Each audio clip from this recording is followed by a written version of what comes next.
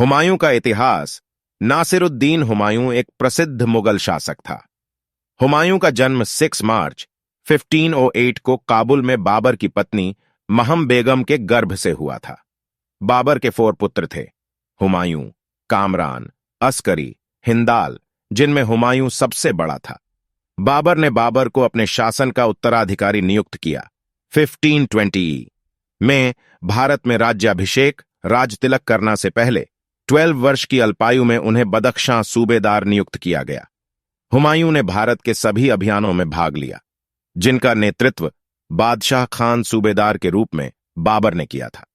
26 दिसंबर 1530 को बाबर की मृत्यु के बाद 30 दिसंबर 1530 को 23 वर्ष की आयु में हुमायूं का राज्याभिषेक किया गया। बाबर ने अपनी मृत्यु से पहले हुमायूं को गद्दी का उत्तराधिकारी घोषित कर दिया था। बाबर ने हुमायूं को उत्तराधिकार देने के साथ ही कुलीन साम्राज्य को उसके भाइयों में बांटने का भी निर्देश दिया था। अतः उसने अस्करी संभल, मेवात को हिंदाल तथा कामरान को पंजाब का उपराज्य प्रदान किया। इस प्रकार साम्राज्य का विभाजन हुमायूं की भयंकर गलतियों में से एक था, जिसके कारण उसे कई आंतरिक कठिनाइयों का सामना करना पड़ा और अतीत में हुमायूं के भाइयों ने उसका साथ नहीं दिया। दरअसल शाही साम्राज्य का यह विभाजन लंबे समय में हुमायूं के लिए घातक साबित हुआ। हालांकि उसके सबसे शक्तिशाली शत्रु अफगान थे, लेकिन भाइयों का असहयोग और हुमायूं की कुछ व्यक्तिगत कमजोरियां उसकी विफलता का कारण साबित हुईं। कालिंजर का आक्रमण 1531 गुजरात के शासक बहादुर शाह की बढ़ती शक्ति को रोकने के लिए हुमायूं को कालिंजर अभियान करना पड़ा। कालिंजर पर आक्रमण हुमायूं का पहला आक्रमण था। कालिंजर किले पर आक्रमण के समय उन्हें सूचना मिली कि अफगान सरदार महमूद लोदी बिहार से जानपुर की ओर आ रहा है। अतः वह कालिंजर के राजा प्रतापरुद्र देव से धन लेकर वापस जौनपुर चला गया। दोहरिया का युद्ध 1532 अगस्त 1532 में जौनपुर की ओर जा रही हुमायूं और महमूद लोदी की सेना के बीच दोहरिया नामक स्थान पर टकराव हुआ, जिसमें महमूद की हार हुई। इस युद्ध में अफगान सेना का नेतृत्व महमूद लोदी ने किया था। चयनकर्ता का घेरा 1532 हुमायूं के चुनार पर आक्रमण के समय यह किला अफगान नायक शेर खां के कब्जे में था। 4 महीने लगातार किले को घेरने के बाद शेर खां और हुमायूं के बीच समझौता हुआ। समझौते के तहत शेर खान ने हुमायूं की अधीनता स्वीकार करते हुए अपने बेटे कुतुब खुम को अफगान सैन्य टुकड़ी के साथ हुमायूं की सेना में शामिल कर लिया और बदले में चुनार का किला शेर खान के अधिकार में छोड़ दिया गया। हुमायूं का खैर परिवार को बिना हारे छोड़ना एक और बड़ी गलती थी। इस सुनहरे अवसर का लाभ उठाते हुए शेर खान ने अपनी शक्ति और संसाधनों में वृद्धि की। दूसरी ओर हुमायूं ने बीच में अपनी संपत्ति बर्बाद कर दी और 1533 में हुमायूं ने दिल्ली में दीनापना नामक एक विशाल किले का निर्माण कराया, जिसका उद्देश्य मित्रों और शत्रुओं को प्रभावित करना था। हुमायूं ने 1534 में बिहार में मोहम्मद जमान मिर्जा और मोहम्मद सुल्तान मिर्जा के विद्रोह को सफलतापूर्वक दबाया। बहादुर शाह के साथ युद्ध 1535-1536 गुजरात के शासक बहादुर शाह ने 1531 में मालवा तथा 1532 में रायसीन के किले पर अधिकार कर लिया। 1534 में उसने चित्तौड़ पर आक्रमण कर उसे संधि के लिए बाध्य किया। बहादुर शाह ने तुर्की के कुशल तोपची रूमी खान की मदद से एक बेहतर तोपखाने का निर्माण किया। उधर शेर खान ने सूरजगढ़ के राज में बंगाल को हराकर बहुत सम्मान अर्जित किया। उसकी बढ़ती शक्ति हुमायूं के लिए चिंता का विषय थी, लेकिन हुमायूं की पहली समस्या बहादुर शाह थे।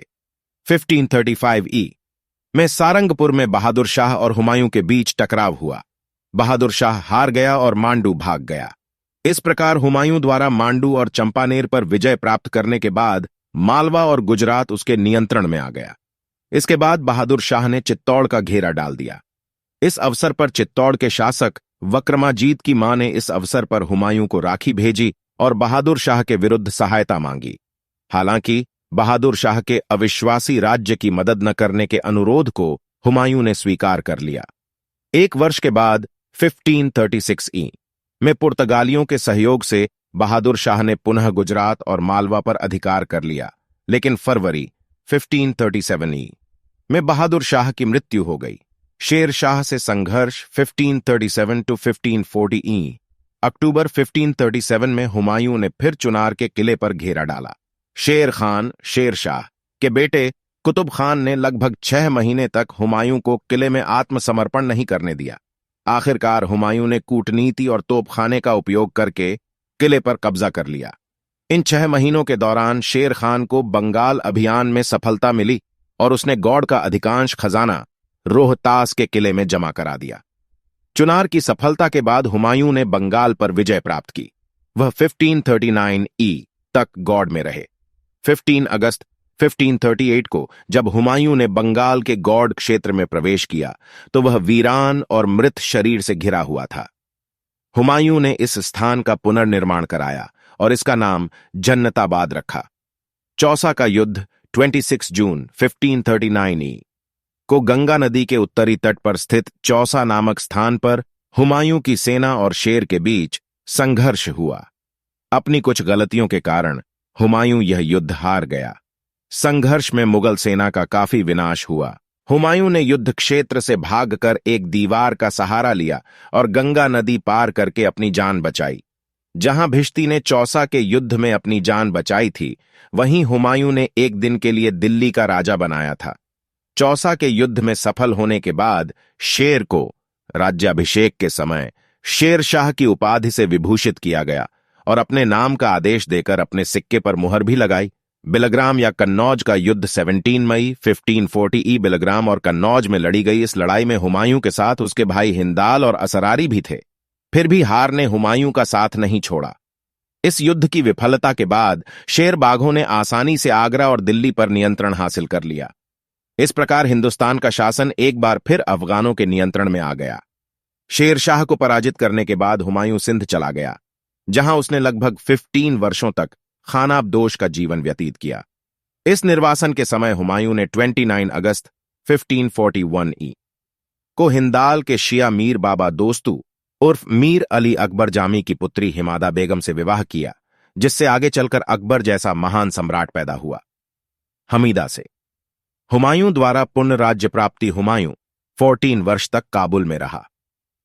1545 में हुमायूं ने कंधार और काबुल पर पुनः अधिकार कर लिया। शेरशाह के पुत्र इस्लाम की मृत्यु के बाद हुमायूं को भारत पर पुनः अधिकार करने का अवसर मिला। 5 सितंबर 1554 को हुमायूं अपनी सेना के साथ पेशावर पहुंच गया। फरवरी 1555 में उसने लाहौर पर कब्जा कर लिया। माछीवाड़ा का युद्ध 15 मई 1555 लुधियाना से लगभग 19 मील पूर्व में सतलुज नदी के तट पर स्थित मछीवाड़ा स्थान पर हुमायूं तथा अफगान सरदार नसीब खां तथा तातार खां के बीच संघर्ष हुआ। संघर्ष का परिणाम हुमायूं के पक्ष में रहा। संपूर्ण पंजाब मुगलों के अधिकार में आ गया। सरहिंद का युद्ध 22 जून 1555 इस संघर्ष में अफगान सेना का नेतृत्व सुल्तान सिकंदर सूर और मुगल सेना के नेता बैरम खान ने किया। इस संघर्ष में अफगानों की हार हुई। 23 जुलाई 1555 के शुभ क्षणों में एक बार फिर हुमायूं का भाग्य दिल्ली के तख्त पर विराजमान हुआ। दीन पनाह उसकी दूसरी राजधानी थी। दिल्ली की कुटिया पर बैठने के बाद यह दुर्भाग्य की बात थी कि हुमायूं बहुत दिनों तक संयम में नहीं रह सका। जनवरी 1556 में हुमायूं की मृत्यु दीना पनाह भवन में स्थित पुस्तकालय की सीढ़ियों से गिरने के कारण हो गई।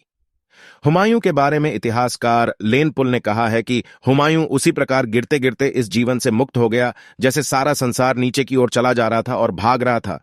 हुमायूं को अबुल फजल ने इंसान ए कामिल कहकर संबोधित किया है।